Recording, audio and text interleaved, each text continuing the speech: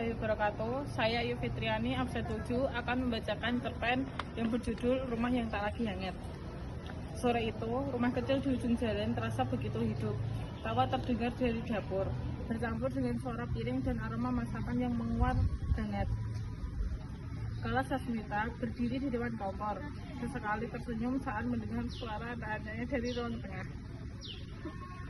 Tangannya bergerak luas seperti menari kebiasaan lama yang tak pernah benar-benar ia tinggalkan. Bu, lapar, teriak Bramantara dari luar. Sebentar, Bram, tunggu ayah pulang, jawabnya lembut. Di sofa, Elara menutup bukunya sambil menghela nafas kecil, tapi sudut bibirnya tetap terangkat. Sementara itu, Naira Senja berlari kecil sambil membawa bonekanya tertawa tanpa beban. Tak lama, suara pintu terbuka. Assalamualaikum, suara Jenderal Pramarta terdengar hangat, sesuatu yang kini hanya hidup dalam kenangan. Waalaikumsalam, jawab mereka hampir bersamaan. Malam itu, mereka makan bersama, saling bercerita, saling tertawa, tidak ada suara tinggi, tidak ada tatapan dingin, hanya keluarga sederhana yang saling mengisi. Kala memandang satu persatu wajah di hadapannya, suaminya, anak-anaknya, dan untuk sesaat ia merasa dunia ini sudah cukup. Namun, waktu bergerak tanpa pernah memberi tanda, dan tanpa mereka sadari, kehangatan itu perlahan mulai retak, tepat di saat mereka merasa semuanya baik-baik saja. Keesokan harinya, Jenderal libur kerja. Elara mengajak ayahnya untuk pergi ke pantai. Ayah, suara Elara lirih memanggil ayahnya. Iya, ada apa sayang? Suara Jenderal menjawab panggilan dari anaknya. Ayah kan libur hari ini, temani Elara ke pantai yuk, ajak ibu, Bramantara dan Naira juga ya, ucap Elara kepada ayahnya. Iya sayang, jawab Jenderal dengan antusias. Lalu Elara bilang ke ibunya dan adik-adiknya untuk bersiap pergi ke pantai.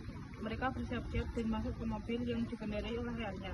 Elara, Bramantara dan Naira sangat senang sekali karena mereka jarang pergi libur bersama.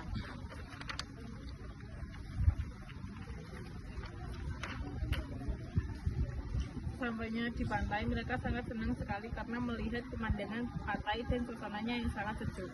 Jenderal juga ikut senang melihat anak dan istrinya senang. Elara, Bramantara dan Naira pun sibuk bermain air dan pasir, sedangkan Jenderal dan Kala Sasmita duduk di pasir pantai melihat pemandangan dan anak-anaknya bermain. Apakah kamu benar-benar mencintaiku, Jen? Tanya Kala ke Jenderal. Sudah pasti benar-benar Kala sayang, jawab Jenderal dengan senyuman tipis di bibirnya. Kamu tidak sedang membohongi aku kan, Jen? Pertanyaan Kala ke Jenderal terus muncul dari bibir Kala. Tidak sayang, aku sangat mencintai dan menyayangimu sayang, jawab Jenderal sambil memegang kedua pipi Kala dan mencium kening Kala untuk menyakitkan Kala. Baiklah Jenderal, aku percaya denganmu, ucap Kala karena sudah yakin dengan jawaban Jenderal. Iya sayang, masa anak sudah 3 mau berpaling denganmu, ucap Jenderal kepada Kala. Kala sangat senang dengan jawaban Jenderal dan juga yakin kepada Jenderal kalau Jenderal tidak akan berpaling dari Kala. Beberapa saat kemudian, Jenderal dan Kala mengajak pulang anak-anak karena waktu sudah sore. Sesampainya di rumah, Kala menyuruh anak-anak untuk bersih-bersih dan Kala menyiapkan makanan untuk keluarganya. Sedangkan Jenderal sibuk bermain HP seperti sedang belajar dari orang lain. Malam pun tiba, anak-anak dan juga orang tuanya berkumpul di meja makan untuk makan bersama. Mereka makan dengan lahap, namun tiba-tiba Jenderal mendengar dering dari handphonenya. Lalu Jenderal pun segera mengambil ponsel tersebut dan mengangkat panggilan dari orang itu. Terdengar suara wanita dari ponsel tersebut dengan suara manja merayu Jenderal.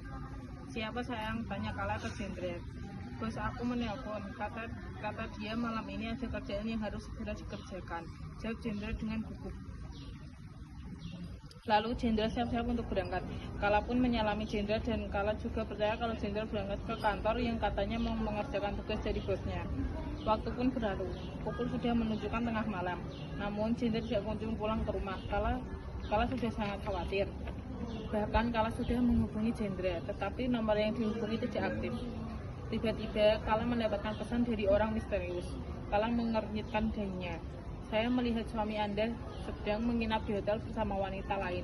Isi pesan dari orang misterius tersebut sambil mengirim foto. Hah? Apa? Tidak mungkin. Jenderal tidak mungkin melakukan hal seperti itu. Kala berteriak dengan hati yang rapuh. Kala bergegas mengeluarkan mobil dari garasinya, lalu menyetir dengan kecepatan di atas rata-rata menuju hotel tempat suaminya selingkuh. Sampainya di hotel, Kala bergegas mencari kamar di mana tempat suaminya selingkuh. Berak suara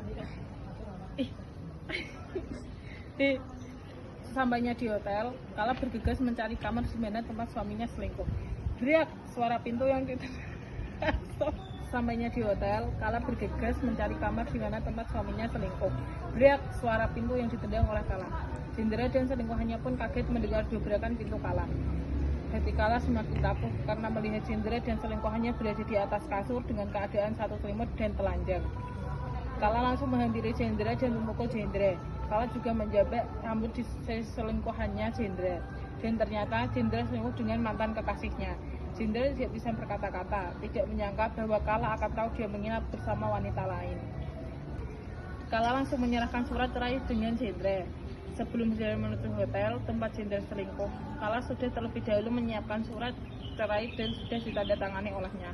Jendera menyetujui perceraian tersebut, lalu mereka berdua melanjutkan hidup masing-masing. Sekian ucapan dari saya. Wassalamualaikum warahmatullahi wabarakatuh.